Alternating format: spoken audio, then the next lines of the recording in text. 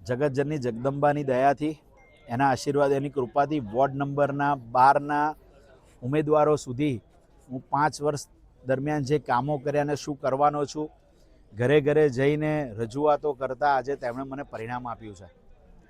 આ જીત મારી નથી, આ જીત પ્રજાની છે.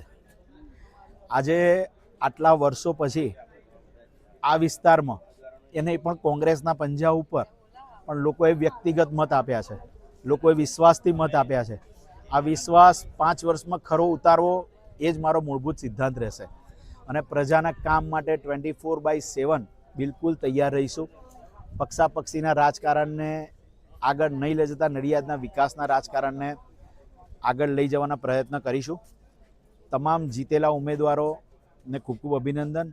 અને જે પણ વોર્ડોમાં અમને મતો મળ્યા છે એ દર વખતના રેશિયા કરતાં આ વખતે વધુ, એટલે પ્રજાએ અમારા પર વિશ્વાસ મૂક્યો છે.